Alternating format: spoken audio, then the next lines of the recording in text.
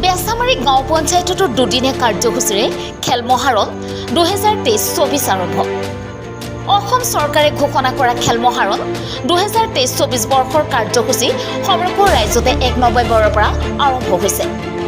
এই কাৰ্যসূচীৰ লগত সংগতি ৰাখি ধিং সমষ্টিৰ মৈৰাবাৰী ইউনিয়ন খণ্ডৰ অন্তৰ্গত বেচামাৰী গাঁও পঞ্চায়ততো দুদিনীয়া কাৰ্যসূচীৰে 2 নৱেম্বৰৰ পৰা আৰম্ভ হৈছে খেল মহাৰণ 2023-24।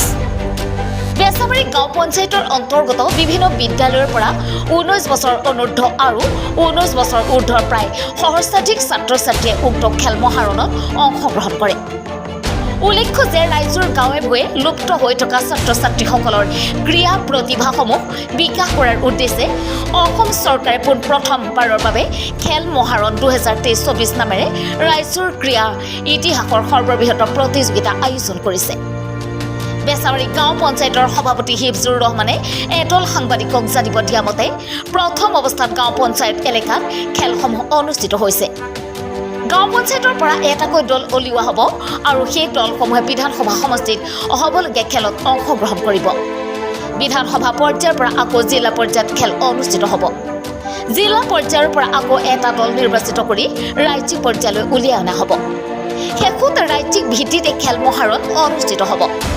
এই খেল মহাৰণত বেচামাৰী গাঁও পঞ্চায়তৰ সভাপতি সম্পাদক নগাঁও ক্ৰীড়া সন্থাৰ বিষয়ববীয়া কনিষ্ঠ অভিযন্তা GPC বেচামাৰী গাঁও পঞ্চায়তৰ সদস্যসকলৰ লগতে বহুতো গণ্যমান্য ব্যক্তি উপস্থিত থাকে। মৈৰাবাৰীৰ পৰা ৰফিকুল ইছলামৰ ৰিপৰ্ট, প্ৰাইম টাইম এনে। 2023 বৰ্ষৰ খেল মহাৰণৰ যি চৰকাৰৰ আদেশ অনুসাৰে যি আয়োজন কৰা হৈছিল তাৰে আজি প্ৰথম দিন। আজিৰ দিনত আমাৰ খেল আৰম্ভ হৈছে ফুটবল, ভলীবল, এথলেটিক্স, কাবাডী আৰু খো-খো। এইকেইটাৰ ইভেণ্টত বহুত ল'ৰা ছোৱালীয়ে নাম পঞ্জীয়ন কৰিছে, ৰেজিষ্ট্ৰেশ্যন কৰিছে। সেই হিচাপে খেলুৱৈসকল আহিছে, আমি খেলাইছোঁ। ফুটবল হৈ গ'ল, ইতিমধ্যে ভলীবল হৈ গ'ল, এথলেটিক্স হৈ গ'ল, কাবাডী চলি আছে। তাৰ মাজত চবতছে ডাঙৰ কথা হৈছে যে আমাৰ অসমৰ মুখ্যমন্ত্ৰী ডাঙৰীয়াই যি পদক্ষেপ লৈছে একেবাৰে গ্ৰাছৰুট লেভেলৰ পৰা যাতে আমাৰ খেলুৱৈ যি প্ৰতিভা আছে প্ৰতিভাখিনি যাতে ওলাই আহে তাৰ কাৰণে যি প্ৰচেষ্টা চৰকাৰৰ, সেই প্ৰচেষ্টা শলাগিবলগীয়া হয়। শলাগিবলগীয়া যিহেতু আমাৰ খেলুৱৈসকল সুবিধা নাপায় খেলৰ কাৰণে আৰু বিশেষকৈ ভাল ভাল খেলুৱৈ গাঁৱৰ পৰা ওলায়।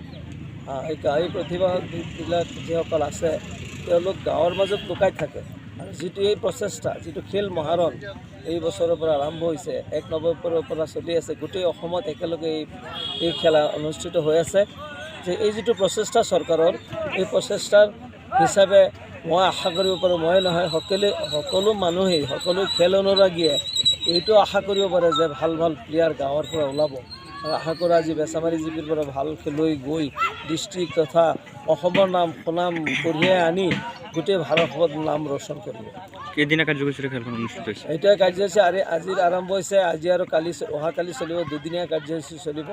দুদিনীয়া কাৰ্যসূচীটো যেতিয়া সমাপ্ত ইয়াৰ পিছত আৰু জিপি আছে, আৰু গাঁও পঞ্চায়ত আছে, সকলো গাঁও পঞ্চায়ত নগাঁও ডিষ্ট্ৰিক্টৰ ভিতৰত যিটো ধিং সমষ্টিত 18টা গাঁও পঞ্চায়ত আছে আৰু সেই 18টা গাঁও পঞ্চায়ত যোৱাকালিৰ পৰা আৰম্ভ হৈছে, একেবাৰে 15 তাৰিখে শেষ হ'ব। আজি ইয়াত চলিব, কালিও ইয়াত চলিব, তাৰপিছত পৰহি আমাৰ বেচামাৰী এই বৰভিটিত আৰম্ভ হ'ব।